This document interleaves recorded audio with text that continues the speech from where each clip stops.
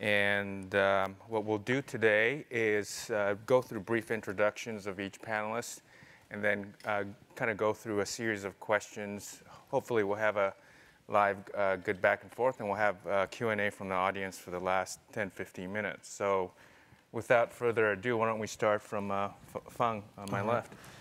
So we do our self-introduction. All right. I'm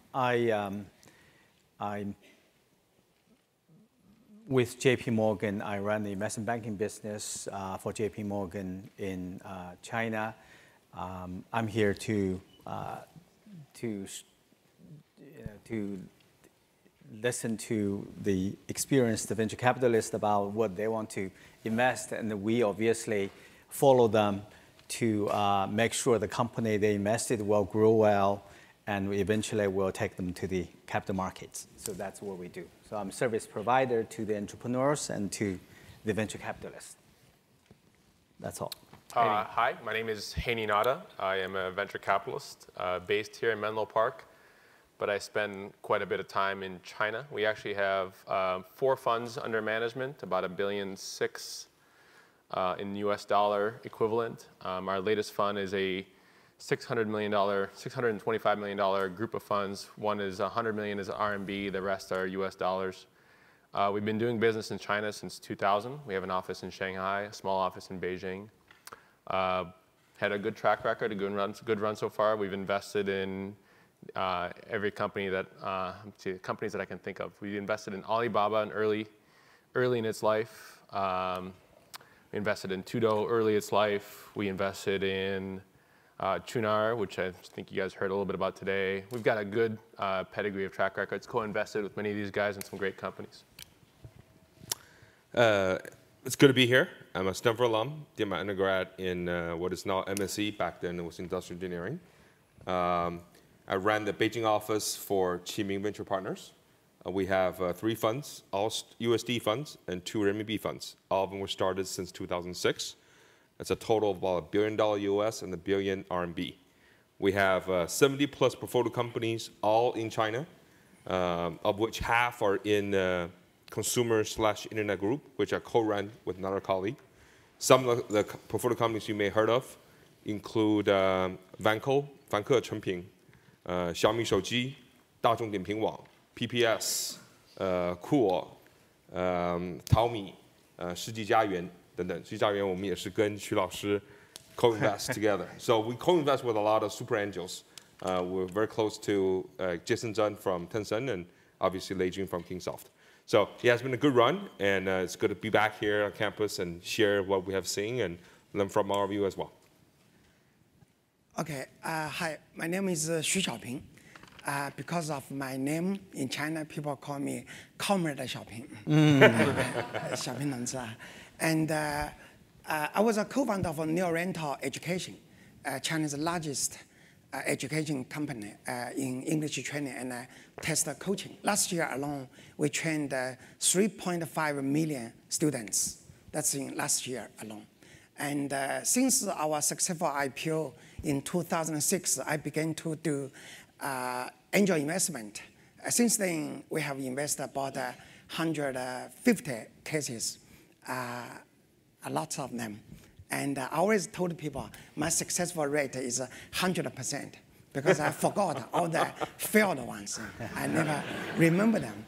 And since last year, we partnered with Sequoia China, formed a $30 million angel fund, specialized in angel investment. So we want to become China's best angel and to help young entrepreneurs to grow their dreams. And our team is maybe China's most diversified, globalized team. Our general manager is Chinese-American, Stanford alum. Our portfolio manager is a Palo Alto native, also a Stanford alum, Taylor Cox. She's sitting there. And I am a Chinese, bilingual, obviously. So we want to come here, want to extend our angel investment and startup experience to the local entrepreneurs, Chinese community and the local community. So, become a truly real global angel. That's why we're here. I want to make one comment on Comrade Xiaoping's career. For those of you who are here for the launch presentation by John Huntsman, he said he was a failed musician, then he went into politics. And Xiaoping is a failed musician that went to business and made much bigger than Dr. Huntsman. So Xiaoping did his undergraduate in music theory, but went into education, and now he's the educator for all the angel investors and startup or would-be startups. So, actually, although I failed a musician, but I'm a very successful music teacher. Right. I taught in Peking University, and one of my students at that time was the worst student, was Qiming Ventures, who later started a new rental. So I became anyway, so it's good to study music. Well, in English, there's a saying, those who can do and those who can't teach. And it's very, in some ways, it's a very similar relationship between entrepreneurs and VCs as well. And ambassadors. That's correct. And ambassadors, and politicians, yes. Okay, this panel is about investment outlook. Just to give the audience a little bit of background, I think the largest topic on investment outlook for China has been really the slowdown that people have been talking about. And particularly in the venture side of the world, there's been really three components of why things have slowed down. One is certainly many of the accounting frauds that occurred in China, making investors kind of lose confidence in the public market. You also have kind of the overall macroeconomic slowdown. And thirdly, very specific to how startups are structured, the whole Alibaba, Yahoo, VIE controversy has really become the third leg of why the whole slowdown in the venture industry in China has occurred. Having said that, the economy is still growing at 7.5% a year, which is still a very, very large growth rate. And so I'd love to ask the panelists about, what are their opinions on so far? Have they felt the slowdown? Whether they think it's temporary, and the everlasting question of when do you think the IPO window would open up? The last company from China that's really gone public on the U.S. market is VIP Shop. We were very fortunate to be involved with that. And it's probably one of the few stocks that's gone public in the recent years where the public price is above the IPO price. So I think things are healing, but yet, it's very interesting to see the IPO window still closed.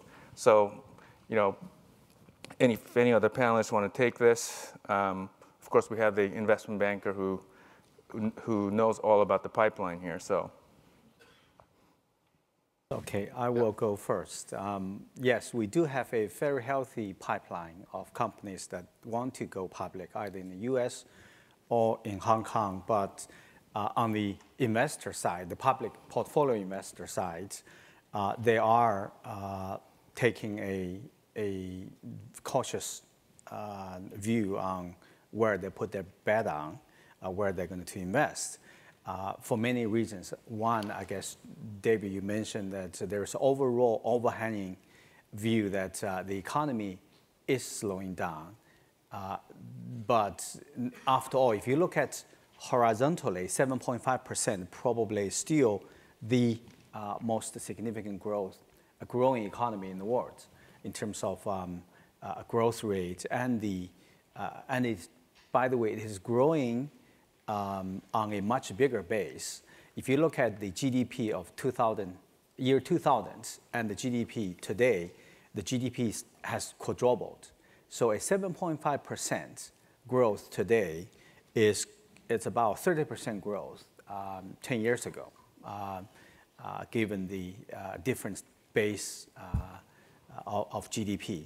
So from that point of view, I would be of the view that the consumer business will continue to grow because the disposable income are increasing, the universe of your target client base are increasing, On the investor side, I got to believe that they will come back to the table at some point when the valuation is attractive, or they believe the valuation is becoming more attractive, because they are managing other people's money. They need to make sure the money is in play. And most recently, we are seeing investors putting their money back into the game. We are able to raise money for a lot of good companies, whether in the clean tech business, whether in the financial services business, even in the real estate investment business. So investors are coming back when they see good value. So the door will not be shut forever. So for those of you who are in my pipeline, stay tuned. The market will be back. Hans or Hany, do you and anybody in the panel? All these guys are pointing to me because they don't want to answer the question first because they're afraid to give you the bad news. So I think it largely depends on your point of view. If your point of view is you're sitting as a venture investor with a very large portfolio and you're seeing the valuations get wiped off the face of the planet, you're in pretty dire straits. I think in the time of the market where valuations were extremely high, I'd say about a year and a half ago, 2 years ago, where it was a party. It was a party and there were drugs being passed out, there was alcohol being served, and valuations were stupidly high. And you invested at that time, I think you're feeling a lot of pain today, big hangover. And frankly, many of the companies that people invested in, whether it was in the e-commerce sector or the clean tech sector, that require a lot of capital to be sustained, I think a lot of those are in trouble. I would fair to say that the average valuation in that sector is down north of 90%. So if you're at $1 billion valuation a year or a year and a half ago, you're trying to raise money today, you'd be lucky to get a $100 million valuation. That's the reality of what's happening and what's happened in China in certain parts of the market segment. At the same time, that period was a fantastic time to take companies public. We had 10 IPOs in our portfolio in the last 2 years. 6 were domestic in the US, NYSE, NASDAQ, and then 4 in the Shanghai Stock Exchange. So we've had a good run, and many of those companies, I'd say more than 75% of those companies are above the IPO price, and they're doing quite well. And those companies have strong governance, have a great operating leverage in their business, and they're taking market share away from the weaker private competitors today. So that, when you're in the party mood, our attitude is to sell rather than buy. In the last 6 months, it's been a very different market. It's been a buyer's market. So if you take a look at our pipeline is full of very interesting, attractively priced private companies. And it's a great place. We just raised our 4th fund. It's a great place to be. We have a bunch of fresh capital going after a market where everybody's scared to invest. That's how you make a lot of money in this business. So it really depends on your point of view. As a point of view of a new fund looking for investment, it's a great time to be alive. If you're an existing fund that has a lot of money out at high valuations, it's a pretty crappy time to be out. From my perspective, in preparation for this panel, I went through some of the numbers that we prepared at our last annual meeting at the end of last year, just for comparison. About $30 billion US had been invested into VC-backed investments in China. That's both RMB and USD. If you look at, assuming that that's roughly 15% ownership in the companies they're in, that's roughly $200 billion of entry price. You look at the IPO proceeds that are being raised in the US and China, that's roughly $140 billion US, half US, Hong Kong, elsewhere, half in China. If you assume that the $30 billion number of going to VC investments, 80% are in the offshore investment vehicle, that's 24 billion, 15%, that's roughly 160 billion. And then if you take that and assume that the IPO proceeds, the one that went offshore, 70 billion, is roughly 25% of the company, 280 million. So you're comparing 280 billion as the IPO valuation of these companies, offshore listing, versus the about 160 billion going into this cost base going in, you have a roughly 1.7x. So for the whole industry, it's not bad. That's the good news. The bad news is that these stocks are not as liquid as we would hope. We have about 10 exits, 5 are IPOs, 5 are trade sales. But if you look at the IPOs, you want to get out of this position, now it's definitely not a good time. And for some of the trade sale, we were fortunate to get out of them. We do that right after when Dangdang and the Youku went public at the end of 2010. So at that point, it was a good time to sell some, and we did. I think the lesson that I learned as a venture capitalist for the last 7, 8 years in China is that when the timing is good, take some money off the table. Really, take some money off the table. There were a lot of IPOs that were done, price was been going up, and VCs are in, and they think that price will always go up, and just don't get out. And I think it takes a lot of discipline. And some of the companies are mine, and I love them, and it's my partner who says, Hans, you should sell. Really, you should sell. And it's always easier to tell somebody else to sell their favorite investments that you do that. But I think that's what a partnership is for. But since end of 2011 to now, boy, public valuation have gone down quite a bit. Private market valuation haven't gone down as fast. The good companies that we see today still ask for, okay, maybe 20% discount from the height of the market, but still valuation is still not cheap. Series B's we're seeing in China is still being done at about 50 to 60 million pre. Series A, the good ones, still being done at about 20 million pre, 15 million pre at best. And the Series C, some of it is going above 100 million. And that's a scary number in this market. So there are few really interesting teams and deals going out. Lots of money still chasing them. China is raising $10 billion of funds being raised practically every year. So still too much money chasing a few interesting deals. And the interesting deals are not really necessarily good deals. They're just interesting. Because you do have Baidu, Tencent, and Ali out there, the 3 mountains, and Sina half a mountain there. And each you have to figure out how is my company going to work with at least one of them or 2 of them so that they can grow big. And when they grow big, you got to figure out how to create an exit market so that there will be competition to buy this company. You'll get a valuation that both the entrepreneurs and the VCs want. And if we're lucky, one of them, big guys, will invest, like with, hopefully like Qunar, and that Qunar go public on its own. That would be the ideal scenario. So definitely doing VC investment in China is getting harder and harder. Once I was asked the same question, for the IPO winters, I said, the winter for VC and the PE is the spring for angels, because as an angel investment, we have only little money, so we cannot compete against those VC guys, right? We don't want to compete so, with you. Yeah, during the past, we want to work with you. During the past few years, we saw many VCs send cases to us. Otherwise, they would invest. Right. In May last year, 2011, Jiayuan.com went IPO. So at that time, I was telling myself, we would use all the profits to reinvest. So IPO, of course, is good because those companies, when they have more money, then they can keep investing. But for now, it's a good time for angel investment. We saw a few down rounds, although we want to give them more money, but the market is there, so we just give them money and with some crocodile's tears. David, what are you seeing in the market?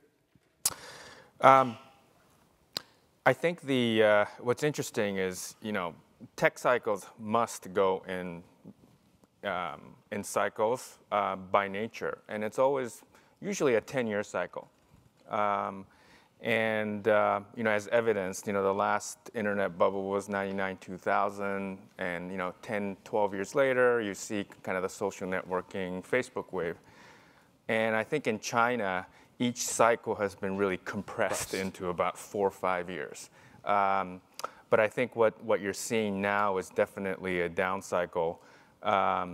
And particularly, there's just too much money out there. It's kind of like in the US in 2002, 2003, there was this wonderful word in the VC industry called overhang, which was just more money being raised than the demand calls for. In the U.S., it's now around, it's quite balanced in terms of demand and supply. In China's case, as Hans was saying, was alluding to, the money available in China and too many funds just raise too much money compared to what the true real demand and what the requirements are. And so this, what Hany was saying about Series A, Series B, prices, as well as what Hans was saying, it's still good for entrepreneurs because there's too much money supply. And so it'd be interesting, if the China's 4 or 5 year cycle continues, to hang in there for 3, 4 years is great. Right. If it goes to a normalized 10-year tech cycle, like the rest of the world, it could be a world of hurt in about 2, 3 years. So that's kind of the perspective that I hold. Although I think what Zhu was saying is absolutely right. I think the seed capital is getting much more active than 5 years ago. I think U.S. kind of started that trend 2, 3 years ago, and I think in China it's definitely exploding in terms of a trend. Now let me shift over. When the IPO line is tied up in the U.S., what happens is the M&A gets quite active. Large companies today. I mean, look at Apple. I mean, they have more money than God, I think, now in the bank account. Close. Close, right? And it's a great time for M&A activities. But in China, traditionally, M&A has not been a normal vehicle for exits. Do you see that changing? And if it does happen, in what form do you think it'll come in? Do you think it's the $20, $30 million takeouts that Google did 2, 3 years ago, or do you think there'll be big, whether it's the big mountains, as one of the panelists alluded to, are going to start moving fairly quickly over the next year or two? Any views on that? Okay, I'll go first. M&A has not been, as an exit, has not been that active in China of the past 10 years, as I can see. Occasionally there are trade sales, but there is a trend of increasing of trade sales than IPOs, obviously as a function of the IPO market itself. But also I think it's also a function of the entrepreneurs' mentality. More and more entrepreneurs are willing to exit through the trade sale. We've seen good cases in the new sectors, in the education space, in the video space, in the internet, internet gaming space, and so forth, because people just see there's no way to hold the market can have more than 3 big players. So for the second-tier players, they're more than willing to exit in that way. Having said that, there is another trend that is going on in a bigger way, that is the taking private. It is less of a traditional M&A business, but it's a good way for the VCs to put money into work, because supposedly a good, high-quality business, the public markets do not appreciate the value, the growth potential. So the founders and the initial seed round investors or early-stage investors, they get together, they buy the business back. We have done good buyback businesses with Shanda. We're doing that with Focus Media and a few others in the pharmaceutical space and in other space. So, but do you think they're doing that because in the long run they want to go public again? Maybe not in the U.S. this time, but maybe in the domestic or other markets? Obviously, the participating venture capitalists and the entrepreneur itself have a vision of doing the IPO again a a few years later back in Asia, not in the US. Yeah. Or they may very well do IPO in the US when they see the valuation is at the reasonable level. And also there are entrepreneurs that want to take the company private because they see in that way it's easier for them to do M&A. So they are setting a stage for bigger M&A going forward. That would be my observation. Any comment from that end? One day in an entrepreneur gathering, somebody were accusing Tencent not to, good to entrepreneurs. Always, they saw a good project, they will do their own and kill them. Then the co-founder of Tencent, Zheng Liqing, he said, last year they spent lots of money buy companies because of after the 3Q war, they were forced, to do something better. As for Neo Rental, since our IPO, once our PE ratio was 90, that high, and the market cap was 5 billion, but we never did any real M&A. So many good companies we just missed. The reason is Chinese companies, IPO companies, they don't have that kind of a tradition, that kind of sense. So they are learning, whether we're forced or taught, or with some good examples. So I heard recently, Neo Rental are setting a fund, for M&A, to buy growing companies. So I think that will come. So GGV's been involved just recently with 3 pretty significant M&A transactions. Tudo Yoku, and I was on the board for Tudo for a number of years, and that deal actually started in earnest in 2006. So it's taken a long time for it to actually happen. The other one was the recent strategic investment by Baidu into Qunar, and that was also partial, almost forced liquidity on part of the shareholders. And then also just most recently we announced Highsoft is in conversations to acquire or merge with Advance Info. All those deals were very significant from an M&A perspective in China. And all those deals were very, very different. I've been in the business for 22 years. And I've done M&A both in US companies, international companies, and now in China. And the cultural nuances of doing M&A in China, the amount of conversations are incredible in China. The longest and the largest debate and negotiation in one of those transactions was actually about the name. It wasn't about the price. The price took literally 30 seconds to agree to, and it took over 2 hours to agree on the name, and especially where the hyphen's going to go. So it was pretty ridiculous, obviously, from a Westerner's perspective. So I think you're going to see more M&A in China. And I think you're going to see more strategic M&A in China. I don't count anything above or below $100 million as strategic investment. I think more of like an acqui-hire. So for me to make money, it's got to be a pretty significant outcome. It's got to be almost $300 million more outcome. And there's not a lot of those. I think for the seed stage, you're going to see lots of small 10, 15 million, maybe $100 million acquisitions that they can make great money at. For me as a VC who's putting out $5 to $25 million, I need to see $300 million plus M&A. And I think you're going to see it in China. As the liquidity options evaporate, the emperor mentality of a lot of the smaller companies is going to go away. And I think you'll see them much more open to M&A. At the same time, folks like Tencent who say, I want to be in that market and have a harder time getting that market. They usually try a product out first and it fails and they say, shit, well, they're doing it better than we are. How come they're doing it better than we are? And they have to fail a couple times before they'll say, you know what, let's just buy it.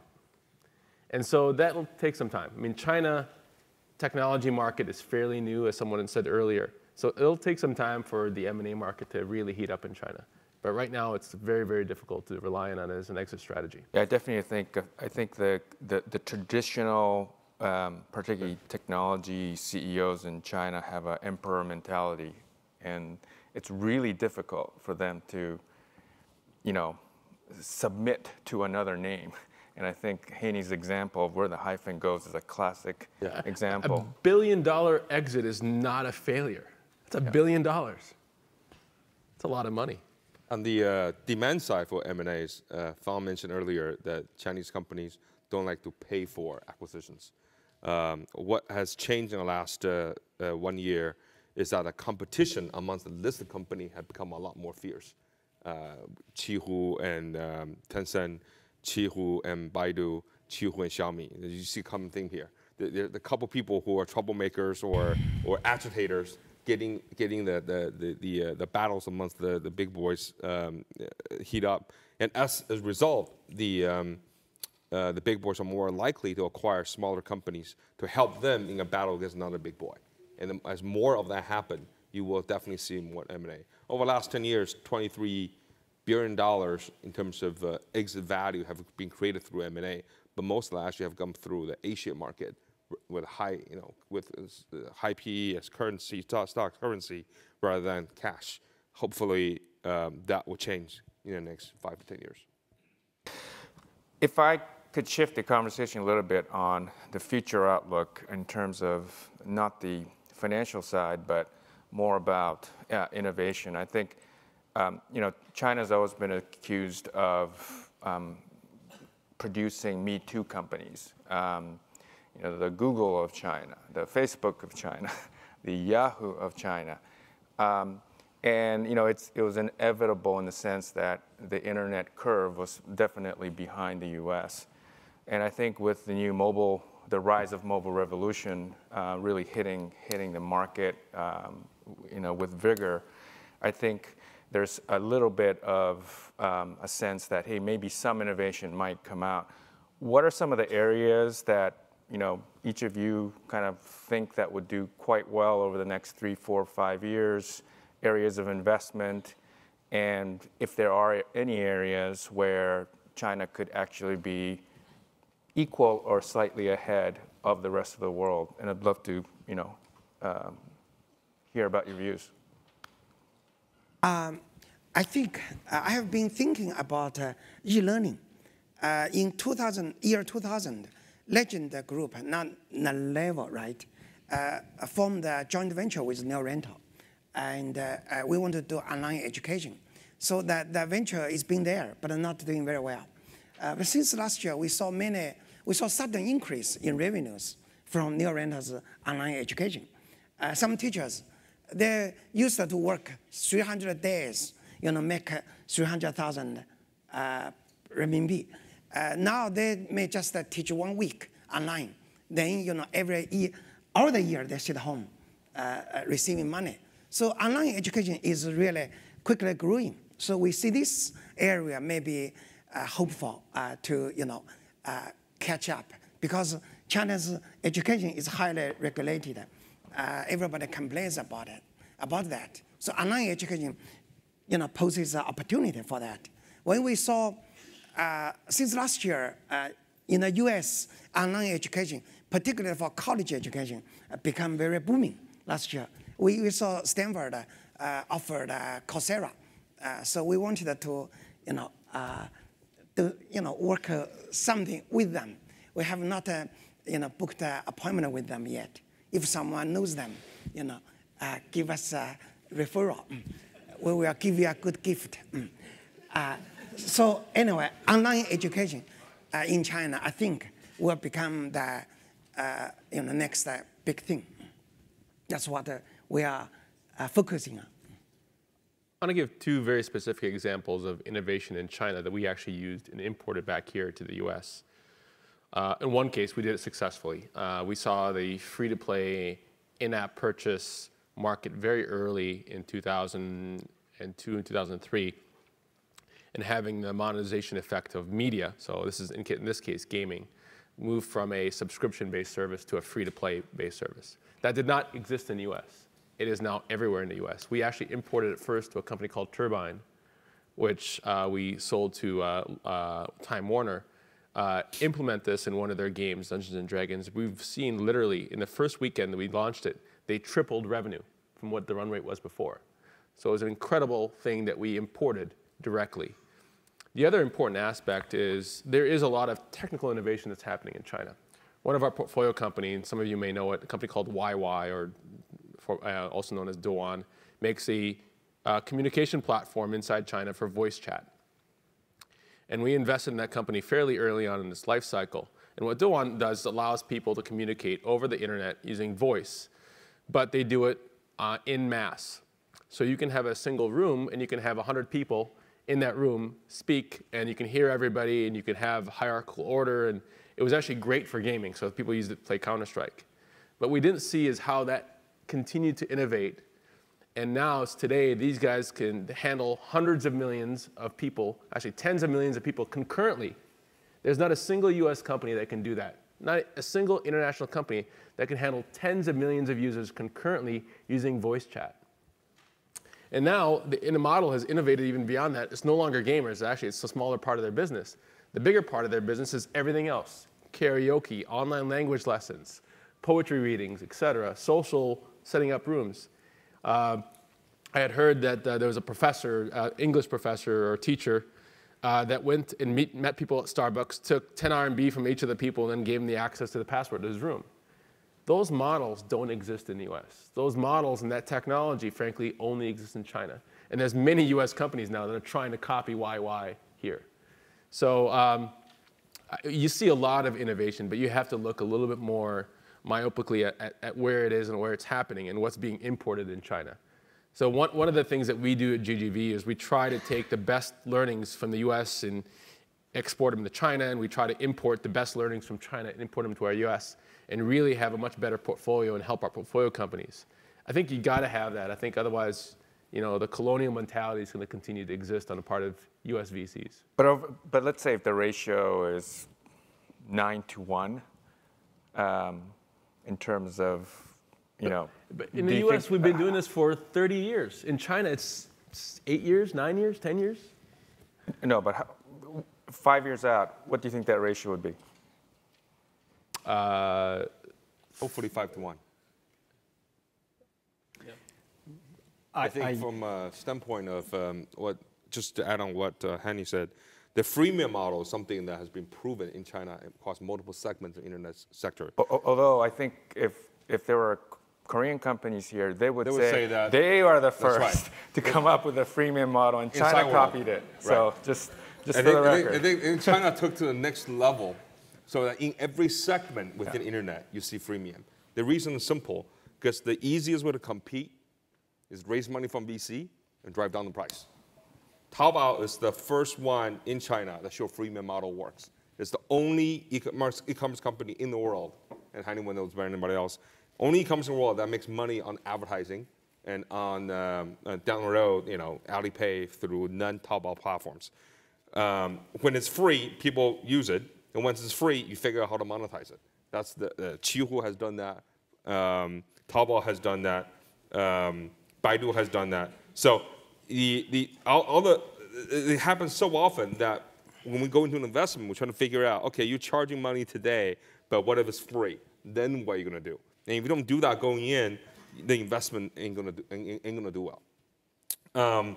So that's one thing. The second thing is that we'll also see that some of the smart companies are leveraging social media to really market to lower the user acquisition cost down. So that's another way of trying to beat the odds. When investing in Xiaomi 手机, you can argue that they try to clone iPhone or clone Android Google phone. But at the same time, they should figure out a way to sell it over Sina Weibo at very low cost.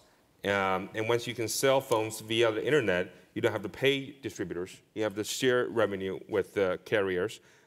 So that your sales cost channel cost is also low. So as a result, Xiaomi can be profitable, even the gross margin doesn't need to be that high. So from that standpoint, it's a micro innovation. It's not as big as what is in the US, but at this point, we're happy to go along for the ride. Let me tell you another trend that we're actually seeing right now in China that we're trying to figure out how to replicate it here. In the US, monetization of apps is 80% iOS, 20% Android, even though Android's got a bigger market share. In China, it's exactly the opposite. Android is actually doing much better in terms of monetization than its iPhone counterpart. Why? That's something we're really looking at because they're doing something right in China. On the Android side, in the US, it's not. Yeah. Of course, one of the reasons is, iPhones in China cost $1,000 each. Finally, the prices are coming down. Also, there's no iTunes store nor Google Play store. So can you imagine buying a generic Android phone and there is no localized Google Play store? Right. And so there are now indigenous, domestic app stores like Wandoujia, and of course, all the other big mountains are all crowding in. Right. But it's a very interesting, phenomenon, and I think China would have an interesting app discovery market because I think the innovation in the U.S. is just so dominated by Google and Apple that I think by having 8-9 players try to figure out how to really hit the consumer's chord is going to be a very interesting market. There are about 150 million smartphones in China now. iPhone is a big chunk of it, if not 50%. But over the next 1 year, in 1 year alone, sub 1,000 renminbi Android-based phone will come out in 1 year. 200 million. You can get a Android pad in the electronic cities in China for about $50 now. And so it's going to be a very interesting market. We launched, DCM launched the Android fund last year, and it is incredible to see the activities in China, particularly around Android. It'll be interesting because history just might repeat itself, particularly around Apple, and China may be the catalyst for that.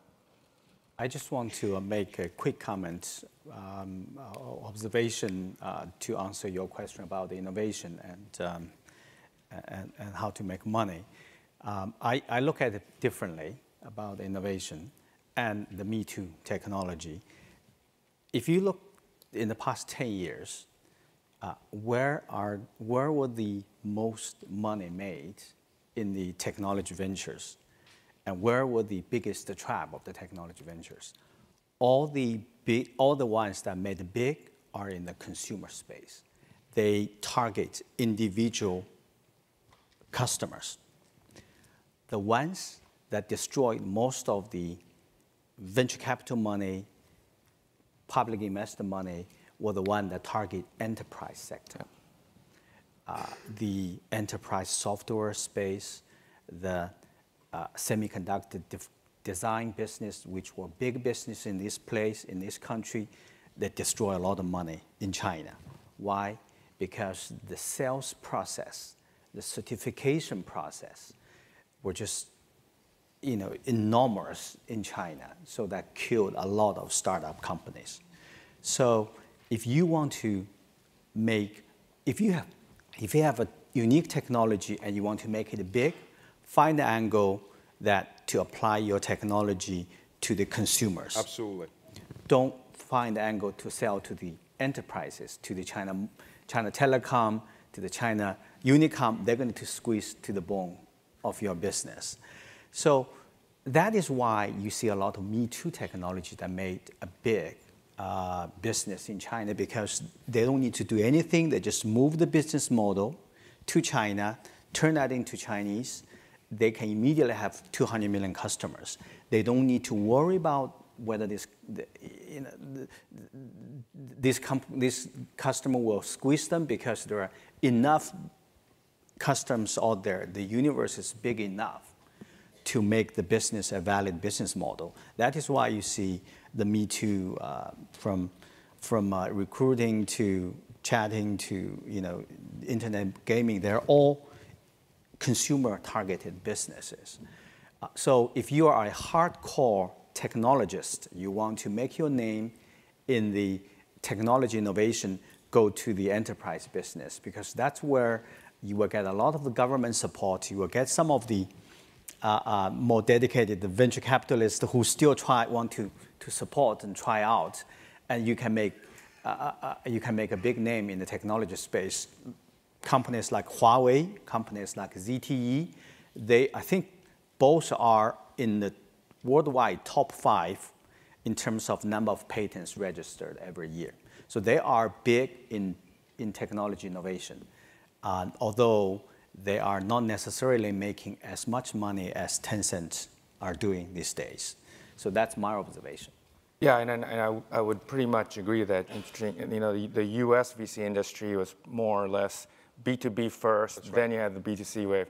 In China, it might unfold the other way. We've certainly come a long way. I mean, in the mid to late 90s is when many of these companies came about in the first generation. And I still remember in the late 90s, my co-founder, I think he might be sitting in the room here, but it was not a popular thing to invest in China because the internet was just too nascent and nobody really knew how things were going to unfold. So it's great to see that the excitement is still there, and even after all these years, it's still quite exciting.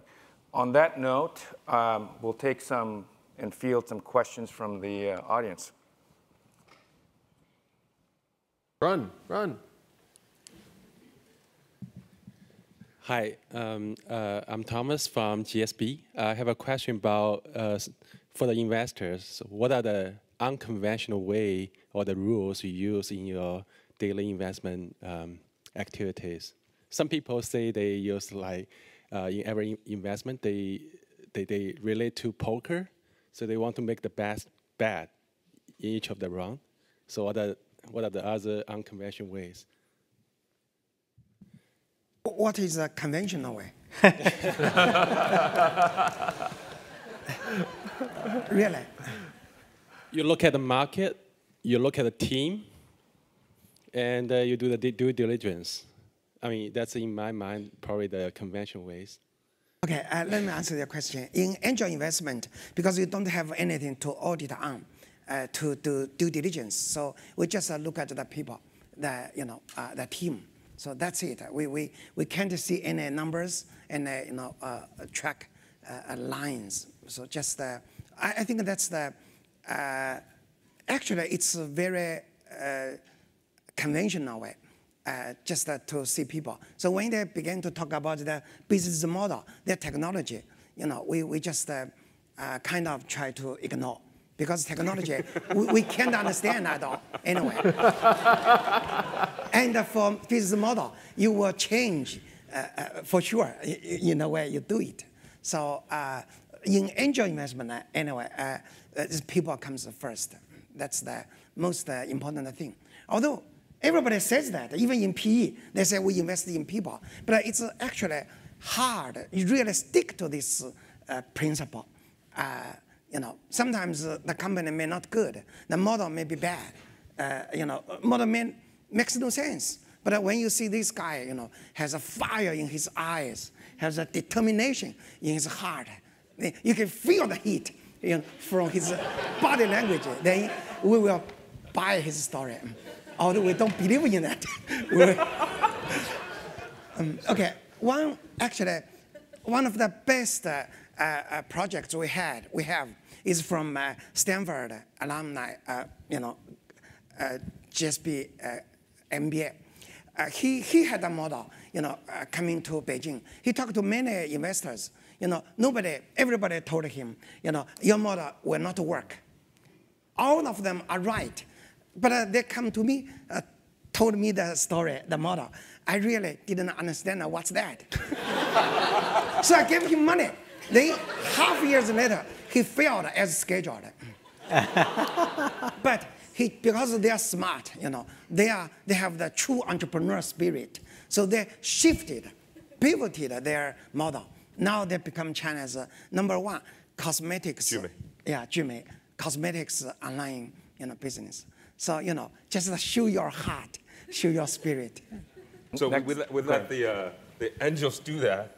From their bets, we see which one have tracked well. We don't need to go in when there's revenue, but we want to see a product that has users' attention, user like it, user stickiness. And from that, we're willing to assume the business model risk and the people risk. That's somewhat conventional, though. Come on. I didn't say it's unconventional, but it still took guts to make investment when it's just 4 people in the business plan, and we did that in Xiaomi. Talking about unconventional investment style, again, I comment on Xiaoping's style. In one case where I saw a business plan, a bunch of young kids, I thought that was a very interesting business plan. So I kicked that to Xiaoping. I sent to him, and he was traveling in Europe. He said, he sent me an email back saying, I'm traveling in Europe. I'll call these kids when I'm back. So after a few weeks, I haven't heard from him. So I sent him another email. I said, have you met them? And then one evening, midnight, I got a call from Xiaoping. He said, Fang, tell me, who are these kids? Why are you so adamant about me seeing them? I said, no, just because they are very, very enthusiastic and they're very dedicated, so I want you to see them. So I know that's his style. He look at people, not the business plan. So, if it was Fang Fang's son, I would invest. Go ahead, Hello. next question. I'm Dan Daskalescu with Blue Seed. Ernst & Young reported that in 2010, the total amount of venture capital invested in US was 7 billion, while in China it was only 0.7 billion. And on the other hand, companies such as Skype benefited from having offices in here in Palo Alto. Skype was bought by eBay in 2005. So I was wondering, what would Chinese investors think about the idea of bringing their portfolio companies to Silicon Valley to increase their valuation by staying here temporarily, let's say? I don't think you, by just merely bringing an office and opening up an office here, you increase your valuation. And it really, I mean, and there's some companies that have actually done, some Chinese companies that have done that, open offices, business development offices here. But really, I think the biggest thing is that you got to have a commitment to expanding this and using this as a marketplace for your products and services to really understand in the market. Just having an office here won't necessarily increase your valuation. I meant locating here more permanently, not just having a simple office, integrating in the Silicon Valley market. I do see, in fact, yesterday after I landed, I went straight to visit an incubator. The incubator is set up by Chinese investors. They set up office in Silicon Valley. They are incubating companies, startup companies in Silicon Valley that are going back to China. Yep. They're also incubating Chinese companies who wants to expand the business in US. So I think that is a very interesting business model. I would encourage you to look at them. I think for European companies to come to Silicon Valley, it makes sense, right? Because it's a bigger, US is a bigger market. But depending on your business model, you know, we have China that says almost double the number of internet users, and you know the income is rising. You really have to think about whether you want to go to a smaller market if the per revenue of the users is not all that high. Although I think the trend of companies like Tencent buying companies in the U.S. and trying to do more activities is shifting. But I think from coming from China, it's a completely different perspective than I think coming from like Europe or Japan to the Silicon Valley. Next question. Hi, thank you for sharing us your outlooks.